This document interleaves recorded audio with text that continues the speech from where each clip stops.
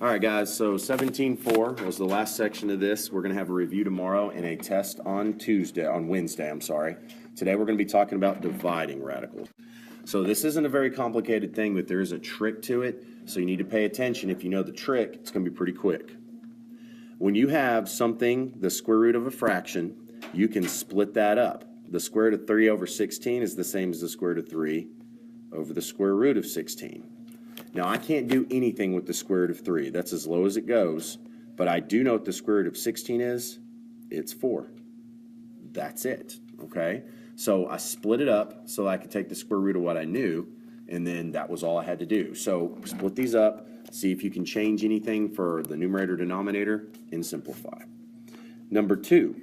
Number 2 is like the opposite. It's the square root of 21 over the square root of 3. I can't do anything with either of those. So they're already separated and there's nothing I can do. Well, I can change it back into the other form, the square root of 21 over 3, because 21 over 3 is 7. So you got to try some stuff, guys. You may have to split it up. You may have to combine it back together.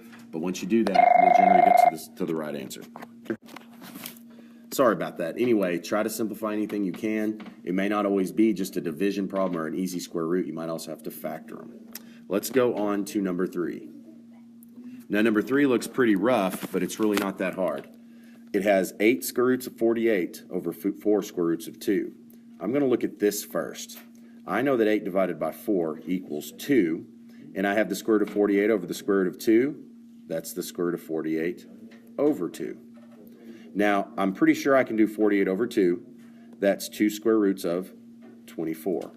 Now, we're not finished because I can factor 24 and break it down. So I'm going to write it over here. It's even, so I'm going to take out a 2, and I'm left with a 12. I'm going to take out another 2, and I'm left with a 6, and then I can break 6 up into 2 and 3. So I really have 2 times the square root of 2 times 2 times 2 times 3. I can take out pairs, so I can take a 2 out, but the 2 times 3 is left inside, so that's 6. So that's 4 square roots of 6. All right, so let's look at the next one. Now, something's happening here we haven't seen before. We have a radical on the bottom, and there's nothing I can do with it. Well, guys, there's a rule in math. We do not want radicals, so the square root symbol, radicals in the denominator.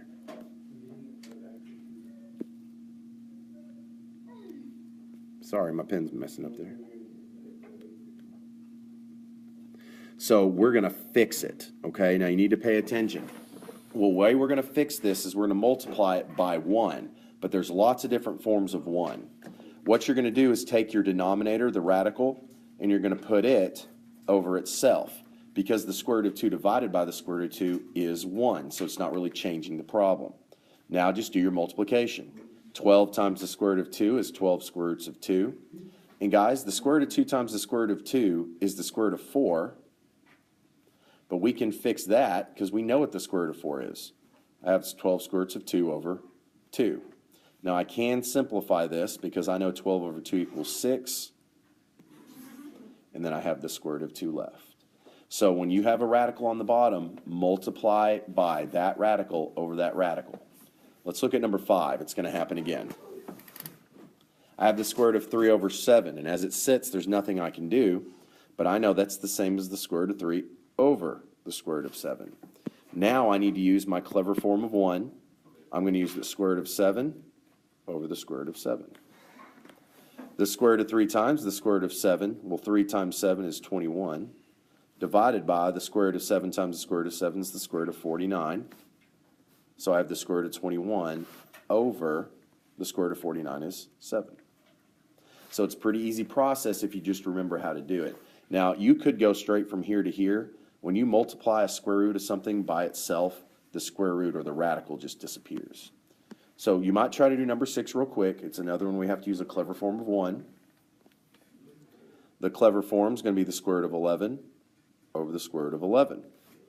Well, square root of 5 times square root of 11 is square root of 55. The square root of 11 times square root of 11 is the square root of 121. I can't do anything with the 55, but 121 divided by, or the square root of 121 is 11. So guys, this is a fairly easy thing, but again, it takes practice. If you're not going to practice it, you're never going to learn it, and it's going to be rough on the test. If you have any questions, just let me know. Good luck.